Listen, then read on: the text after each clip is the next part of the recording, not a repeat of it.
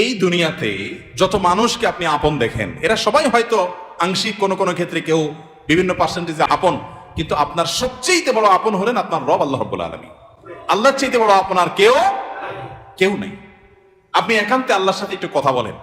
যারা ডিপ্রেশনে ভুগছেন, অশান্তিতে ভুগছেন, মানসিক অস্থিরতায় ভুগছেন, তরুণ ইয়াং মানুষ, বাচ্চা ছেলে, এখনো দুনিয়ার কিছু তারে পায় নাই, ব্যবসা বাণিজ্য জ্ঞানজাম ফাসাদ কিচ্ছু পায় নাই, কলেজ ইউনিভার্সিটিতে পড়ে, সেখানে শতাধিক ছেলে 1 বছর আত্মহত্যা করে ফেলতেছে। মানসিক শান্তি যেটা, এটা এই সমাজের প্রতিটা ব্যক্তি থেকে উঠে যাচ্ছে। প্রত্যেকটা মানুষ অস্থির। এর মূল এবং প্রধান কারণ হলো এই কলব এবং অন্তরে যে জিনিসটাকে ঢুকানো দরকার ওটা না ঢুকাইয়া ভুলটারে ঢুকাইয়া বসে আছে, ইনস্টল করে নিছে দুনিয়াকে। দুনিয়া ছাড়ার কিছু তার মাথায় নাই। একজন যুবক, তিনি কোনো মেয়ের সাথে অবৈধ সম্পর্কে জড়িয়েছেন, হারাম সম্পর্কে জড়িয়েছেন, সেটা একটা বিষয়, কিন্তু সেই মেয়ে তার সাথে ধরুন মানে কথা রাখে নাই, সে আরেকজনের সাথে ভেগে গেছে বা অন্য কোথাও তার বিয়ে হয়েছে। এখন সে ডিপ্রেশনে ভোগে। কেন ডিপ্রেশনে ভোগে? যে ওই পছন্দের মানুষটাকে সে পায় নাই। তার অন্তরে যদি আল্লাহকে স্থান দিত, আল্লাহকে যদি সবচেয়ে বেশি ভালোবাসতো, আল্লাযীনা আমানু আশাদ্দু হুব্বাল, তার অন্তরে যদি আল্লাহর সাথে মহব্বত সবচেয়ে বেশি থাকতো, আল্লাহর সন্তুষ্টিটাকে সবকিছুর উপর যদি প্রায়োরিটি দিত, তাহলে এরকম কেউ তার জীবন থেকে চলে গেছে, কেউ আসছে, কোনো দোস্ত নারাজ হয়ে গেছে, কিছু টাকা লস হয়ে গেছে, একটা ব্যবসা ছুটে গেছে, কিছু ক্ষতি হয়ে গেছে, এগুলোর কোনোটি তার জীবনে কোনো প্রকার প্রভাব ফেলতো? কি হয়েছে? এগুলো গেছে, আরো আসবে, না আসলোই না, তাতে কি সমস্যা? আমাকে তো আল্লাহর কাছে যেতে হবে, কিয়ামতের ময়দানে দাঁড়াতে হবে, সারা জীবনের হিসাব দিতে হবে। আমি সেই জায়গায় কি হিসাব দিতে পারবো, সেই জিনিসটা আমি ঠিক রাখতে পেরেছি কিনা, এটাই হলো আমার মূল গোলের জায়গা, এটা হলো মূল টার্গেটের জায়গা। এইভাবে যদি আপনি ভাবেন, তাহলে আপনার মধ্যে ডিপ্রেশন ইনশাল্লাহ এমনিতেই দূর হয়ে যাবে।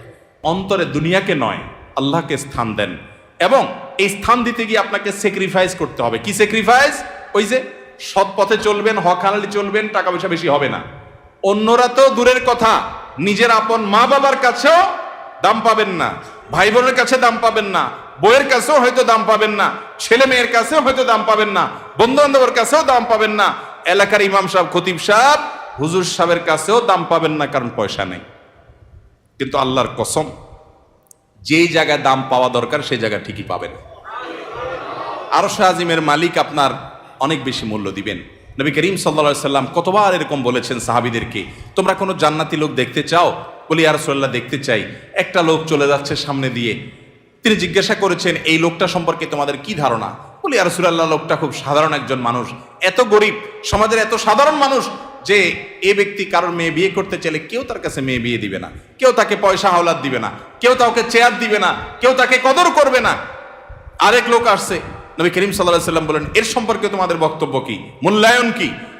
সাহাবীরা বলছেন, ইয়া রাসূলুল্লাহ, এই লোকটা যার মেয়ের বিয়ের অফার করবে, সবাই তার কাছে মেয়ে দিতে পারলে সৌভাগ্যবান মনে করবে, পয়সা আলা, ভাবসাবালা, সমাজে অবস্থানওয়ালা। সে কারো কাছে কিছু চাইলে কেউ তাকে ফেরত দিবে না, তার অবস্থান আমাদের কাছে অনেক বেশি। নবী করিম সাল্লাল্লাহু আলাইহি সাল্লাম প্রথম যে ব্যক্তি, যাকে সমাজের মানুষ অনেক তুচ্ছ মনে করে, অনেক দুর্বল মনে করে, তার সম্পর্কে মূল্যায়ন করে তিনি বলেছেন, এই যে প্রথম লোকটা, দ্বিতীয় লোকটার মতো মানুষ যদি গোটা দুনিয়াতে পরিপূর্ণ হয়ে যায়, তবুও এই প্রথম, এই দুর্বল, কিশোকায়, হ্যাংলা পাতলা, গরিব, অভাবী মানুষ, যাকে তোমাদের সমাজ কোনো দাম দেয় না, এই লোকটার মর্যাদা আল্লাহ রাব্বুল আলামিনের কাছে ওই দ্বিতীয় লোকটার মতো মানুষ গোটা দুনিয়াতে পরিপূর্ণ হওয়ার চাইতে বেশি।